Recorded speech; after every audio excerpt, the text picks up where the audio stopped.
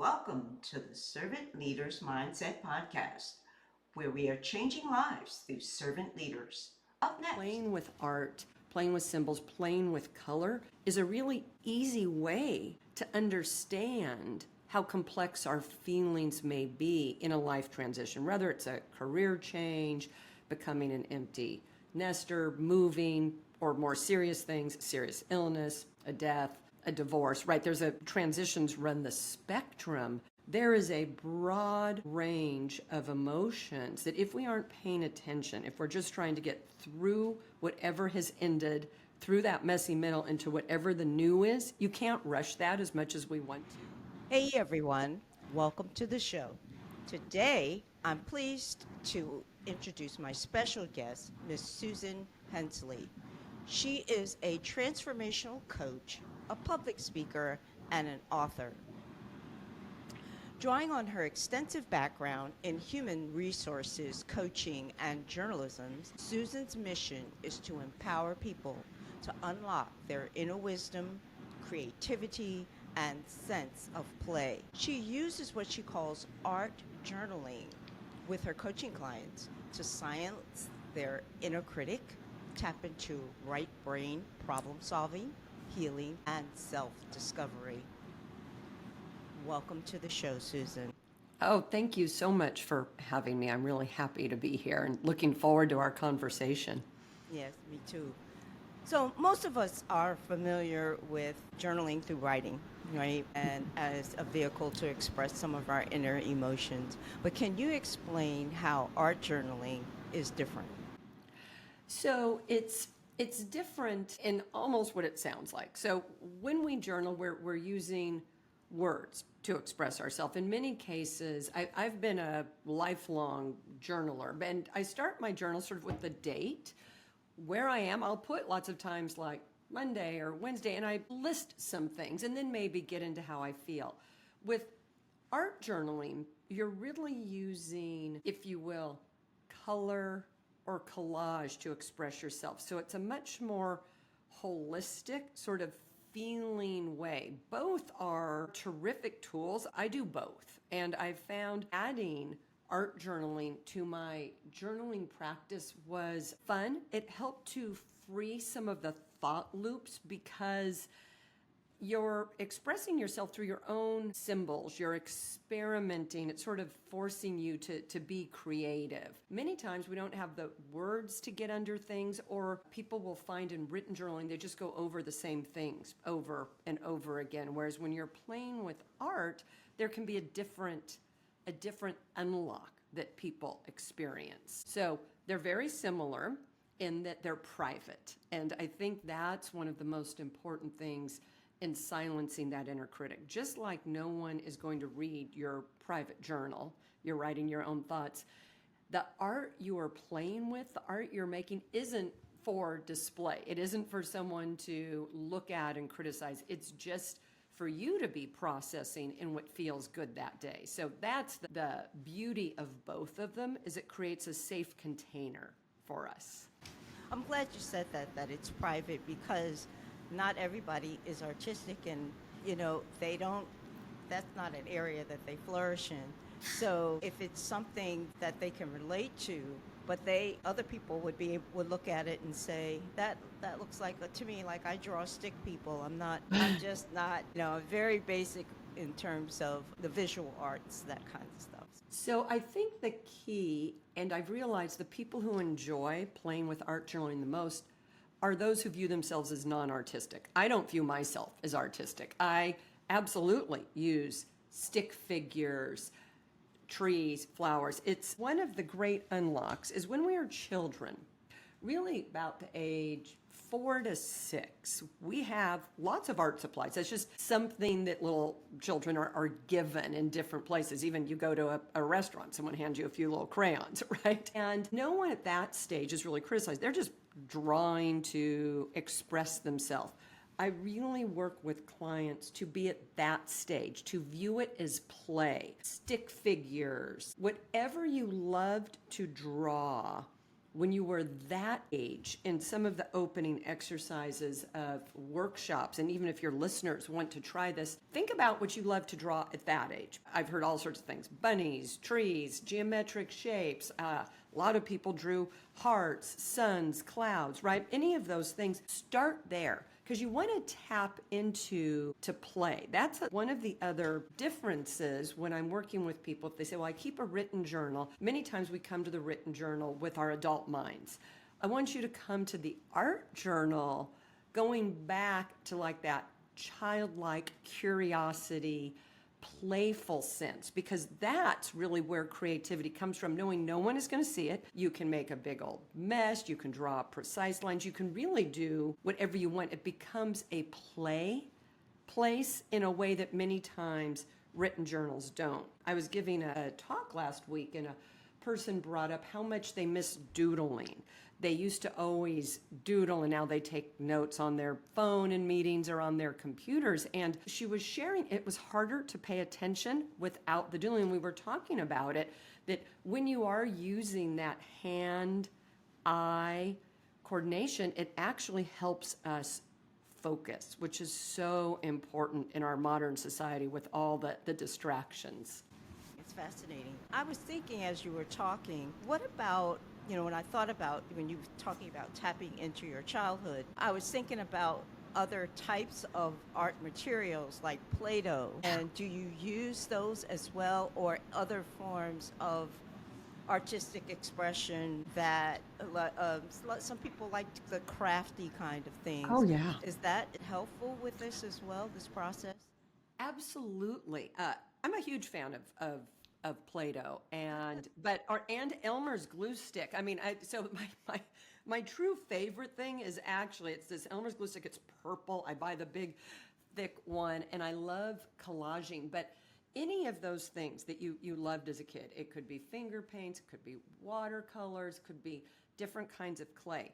What you're getting at, the real goal here is to get into a state of play and curiosity, because that's what really frees our mind. That's where, just from a sort of endorphin perspective, we're releasing those chemicals that help us feel good, that help us relax, that give us a sense of well-being, right? The studies, terrific book called Your Brain on Art that came out when I was writing my book, and I had some dialogue writing to the authors, and I cite them quite a bit, of what actually happens to our brains, both when we're making art, just for the joy of making it, or even looking at it. And art is a big A here. I mean, it can be music, it can be dance, it can be a lot of things. Many people are they're even more afraid of singing or dancing or playing an instrument than they are coloring or playing with Play-Doh. But your question is such a good one, because what I work with my clients and in the workshops is to move into a state of play, which then leads to curiosity and creativity. And when we're in that open space, it helps to get us out of those thinking loops, the stress loops, right? And that's really what we're trying to do. So it's whatever sort of excites you about it. I have found, because you can keep crayons or colored pens with you very easily, but a couple cans of Play-Doh where you spend 10 minutes in the morning making some shapes or little animals or those little pots, whatever sort of thrills you that's tactical, you're getting that release when all of their benefits. That's fascinating. So you mentioned your book. You wrote a book which is titled, which is behind you, which says Art for Your Sanity. Yeah. How art journaling can help you manage chaos and unleash joy. Can you tell our audience what was the inspiration for the book? Sure. So art journaling was something I fell into now probably 8 years ago. And it was just a private thing that I loved doing. What happened is, over the years, I found I would turn to it and it would help me manage my internal chaos, my anxiety, my big feelings that we all have that would feel like they were knocking me down: anger, rage, shame, fear. I really doubled down on the practice during COVID, quite honestly, when there was a lot of that going on and we were trapped. And I started to recognize, or I knew from the beginning, but I saw the pattern of how much better I'd feel, almost joyful. It was a release. It was a delightful surprise, some of the messages that started coming through. Because my last career was as an HR executive and I did a lot of coaching, one of the things I always told people is look at the things that light you up. Look at what is happening. And so I was, in essence, taking my own coaching advice. And as I would reflect on it, I would see almost messages coming through telling me to take chances, reminding me how resilient I was. The journal itself started to become not only a safe container for difficult emotions in the moment. And what I love is it's very symbolic. You turn the page, right? So you come to the page, you can be feeling joyful or happy. Many times we come to the page in a fit of some sort, right? Either anger, sadness, despair, right? Any of the emotions that can feel that they can overwhelm us at times. And it's a safe spot. And then you can literally turn the page. And so it reminds you, it's a visual and tactical reminder that we're not our emotions. We're feeling that the feeling is real at the moment, but it is not us. And it does move through us. It shifts and moves through us. And as I was spending more time art journaling, I started to tell more and more people about it. I started to weave it into even team exercises where we needed to brainstorm or be creative. Certainly was talking about it with my executive coaching clients, then with life transition coaching. And the more I kept talking about it, the more I realized, versus me just one-on-one sharing, what if I wrote a book about, what if I spent some time, really understood the brain science, like why is it having these effects? And very fortunate, there's a lot of really good research that explains exactly why it will help us decrease stress, move into that right side of our brain, and process difficult emotions, because we are visual beings. Think back to before there was language, there were cave pictures and cave drawings. Humans have used art to express themselves and to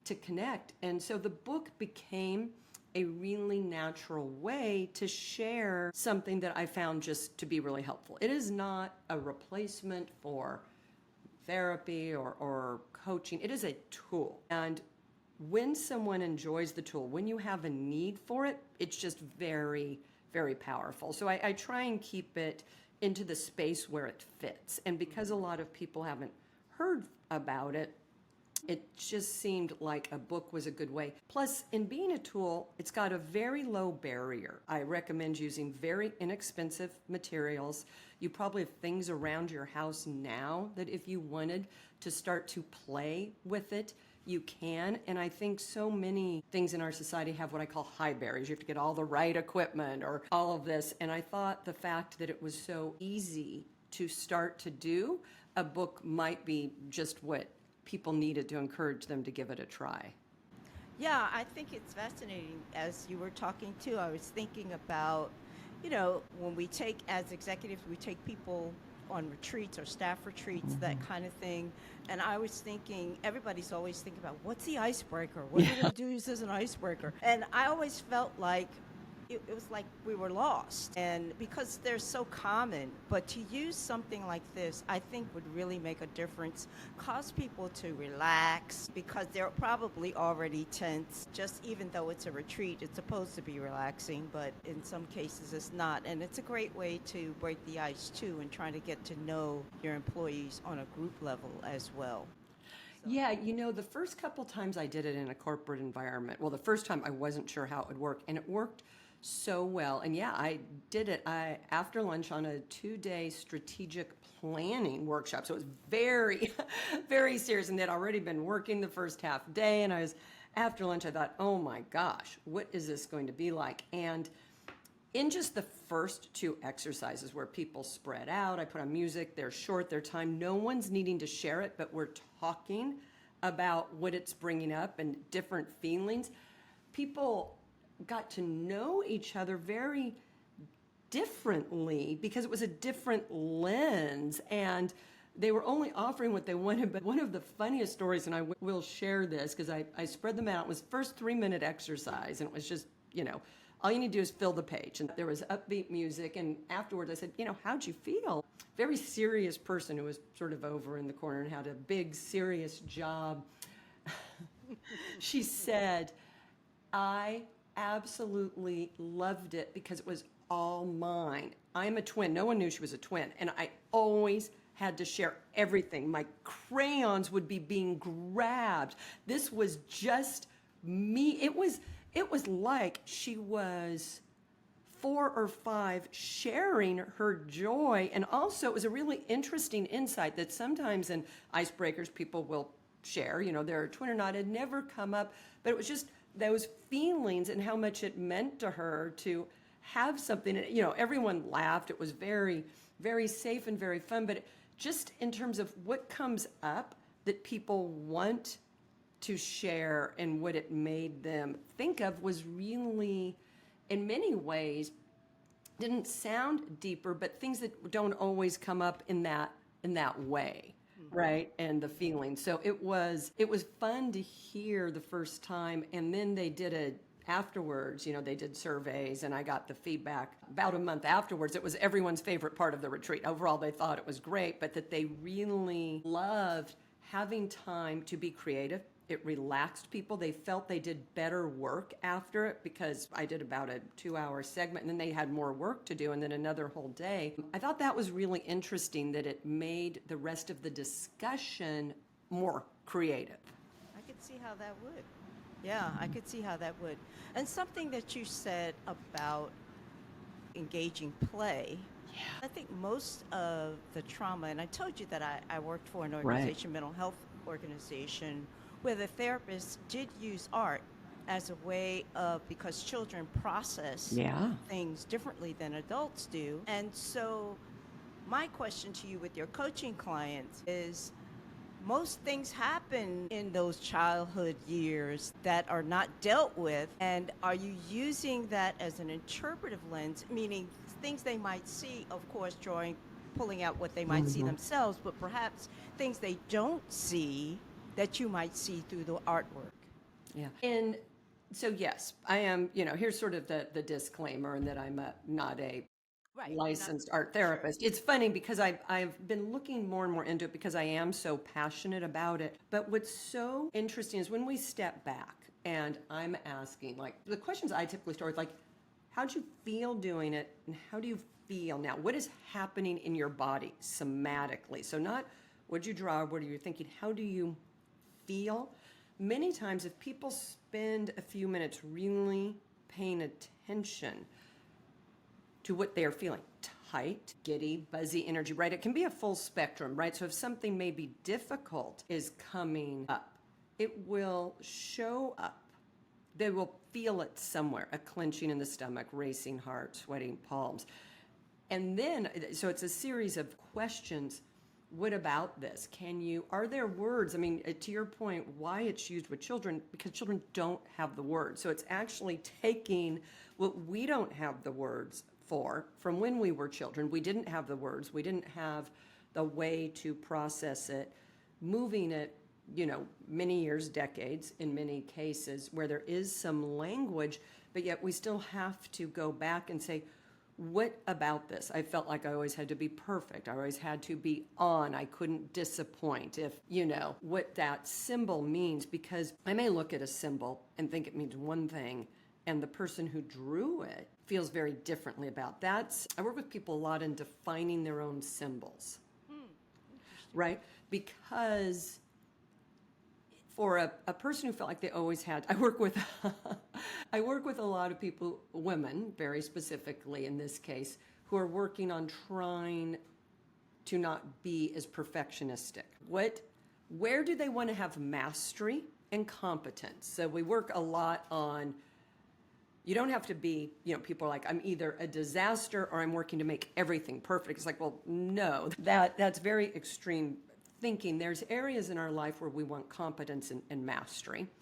And there's a whole bunch of areas that don't matter, where you could be much less than even 50%, and how to get comfortable and understand the difference. And in playing with art and making a mess and seeing what that feels like and seeing the voices that we hear when we're making a mess, it's really interesting what comes up for different people. And that's where you realize their symbols can be very different. Someone who was always told they had to be very happy and very on, maybe drawing lots of, say, suns or happy faces, but not feeling sunny or happy, that is what was expected of them.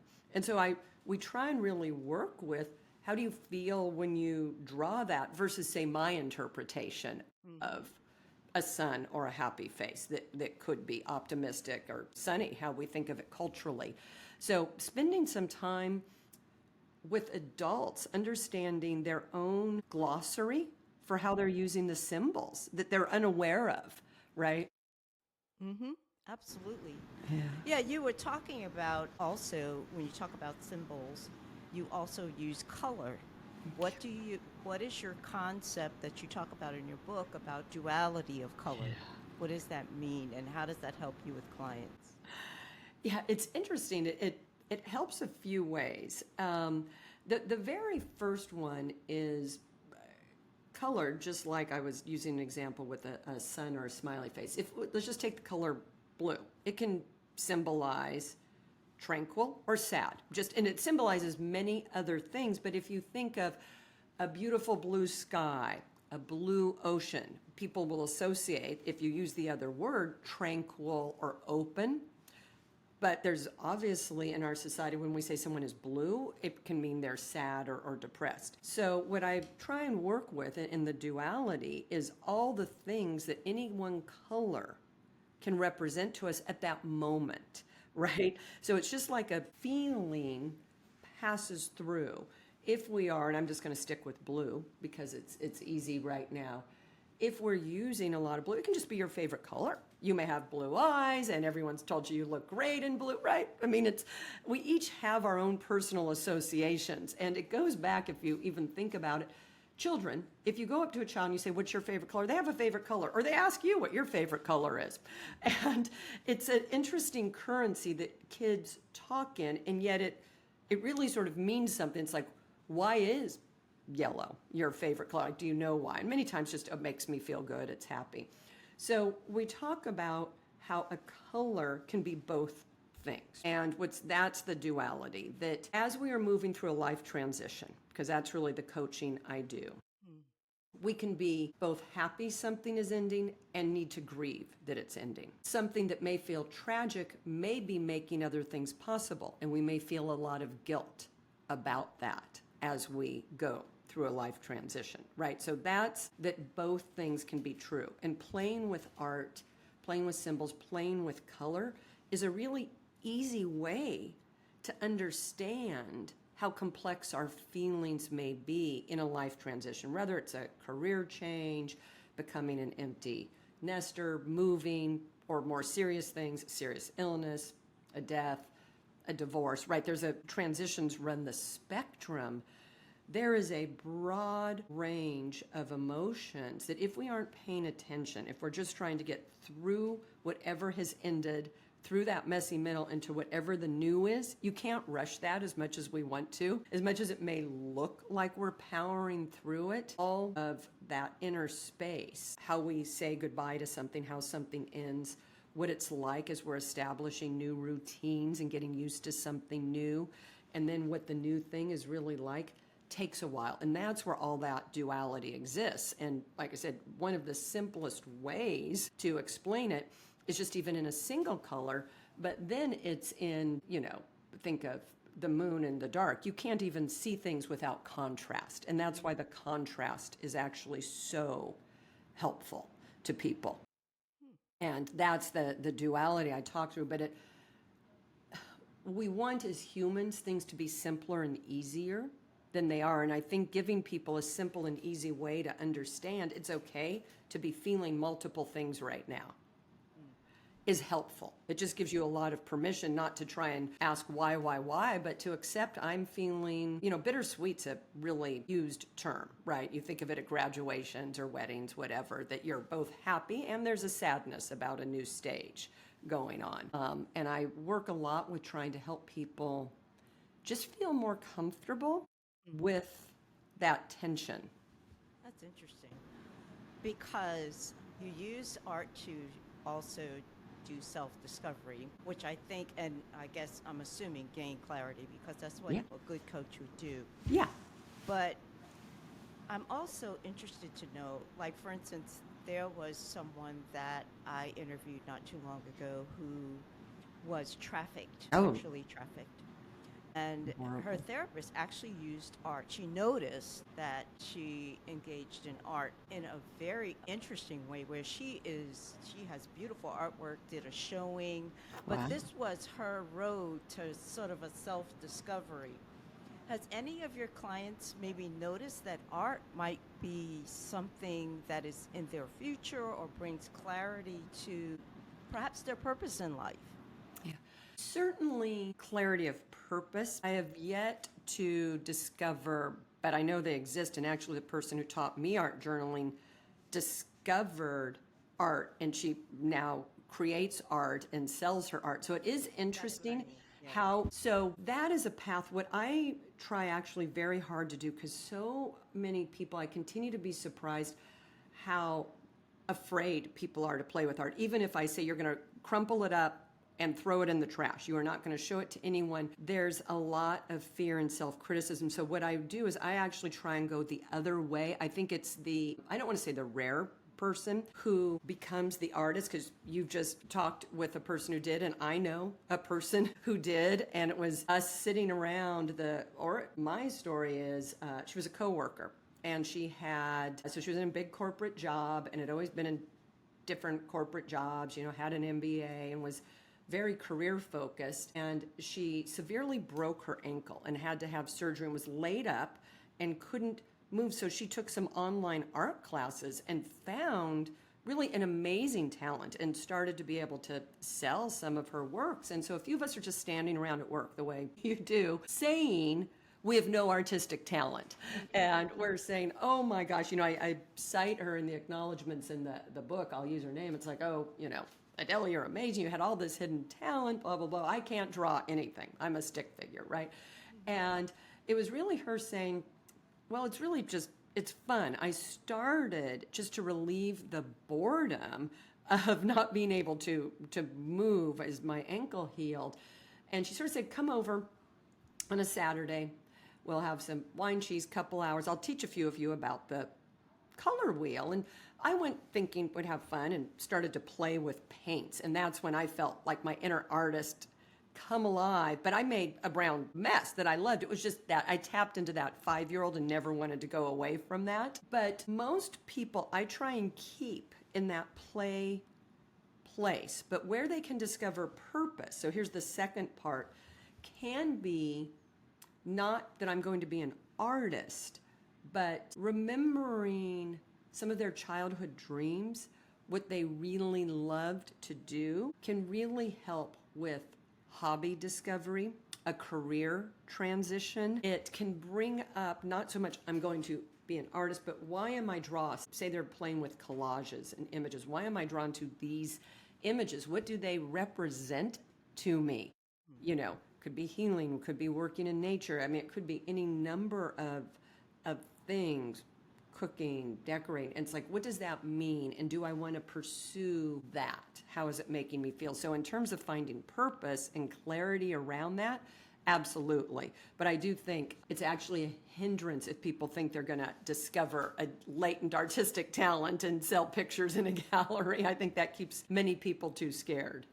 Yeah, I understand that, but I think that was really an interesting journey that she took and discovered that she was an artist. Yeah.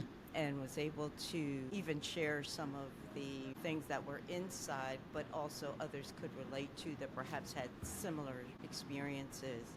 So in terms of your book, if someone were to buy your book and read it, Who is the book for?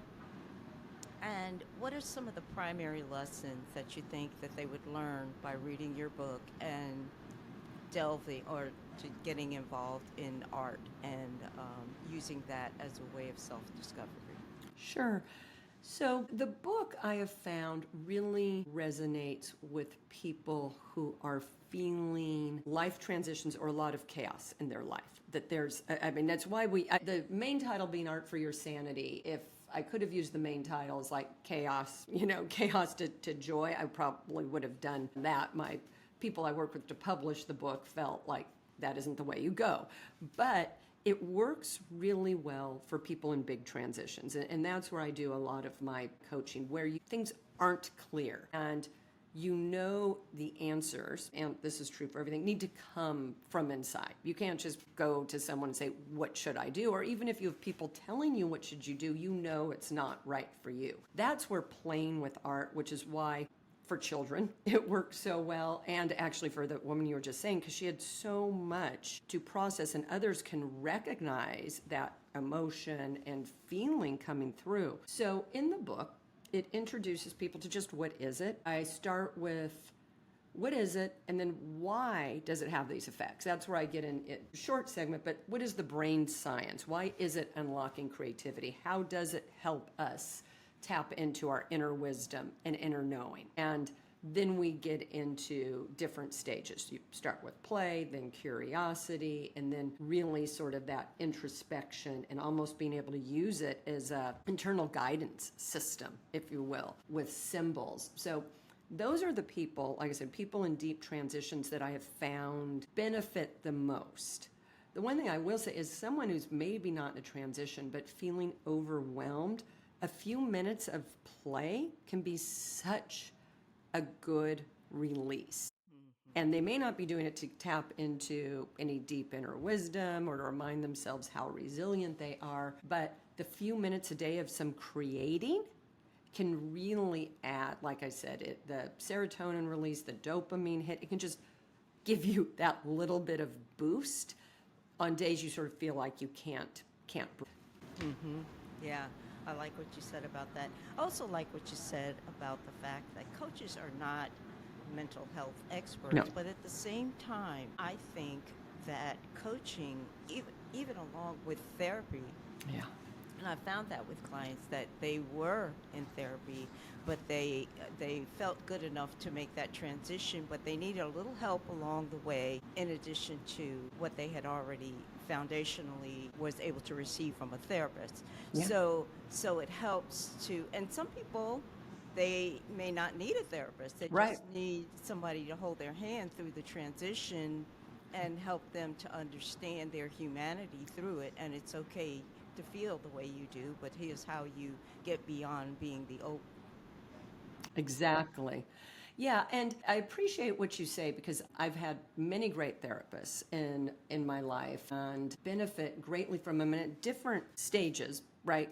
We do need different things, and you can work, like I'd say, at even different levels. And it's a little bit like art journaling. There are a lot of tools out there that if we're curious can help because it's an intense time and period. And I think somehow connecting and sharing with another person, I think there's a lot of people who wouldn't say they have all the answers but want to share what they've learned and vice versa. I think there's real beauty in working with others right now because it is so chaotic and just being able to get to a place where we feel less consumed by the chaos and a little more, well, it's like I said, unleash joy, where you can work with that chaos and still feel joyful, still feel curious, still feel open. Because I think that's how we work our way through challenging times, is with a sense of openness and curiosity and resilience. Yeah, I love that. And also loneliness being probably the top thing, emotional crisis that a lot of people are in right now. Yeah. Coaching can help because it's not judgmental, but it's more encouraging and helping motivating that person to say, this is natural. There's nothing wrong with you. This is the world. This is the world we live in. It is the world. I think, yes, expressing to another human that you are not alone in feeling disconnected, adrift, isolated, right? That right there is that connection that I think we need, and it is easy to any moment, right? Those are also momentary feelings, and the more we can, when we feel them, find ways to connect, it's really important. Absolutely. Well, my goodness, you shared a tremendous amount of information, really good information that our audience can use. You also, what is the best way for the audience to connect with you if they're interested in this kind of journaling and also in coaching? What's the best way to get in touch with you? And also, you have something on your website that I saw in your bio, that how people can get started, even if they haven't read the book yet. Yeah, How it's can a they just get started? It's a free downloadable PDF. To reach me, go to the website. There's contact me. I answer the emails. They come through separately, fortunately, in my email, so they don't get lost. And website's just susan-hensley.com. But on it, there's a PDF you can just download. It's got like 5 steps of how to do it yourself. And once again, why I love this tool, why I wrote the book, is it's no barrier to doing it. You really can start today, very, very low cost, if any cost. So I try and make it as accessible. So if any of your listeners are at all curious, start there and follow it and sort of use how you're feeling in the moment you're creating and after as a guidepost. Excellent. Well, Susan, I really appreciate you taking the time for coming to share this information with our audience. I think it would be very helpful to them. And thank you for being a guest on the show. It's a pleasure having you. It was a terrific conversation. I so appreciate your insights and perspective. Thank you for having me.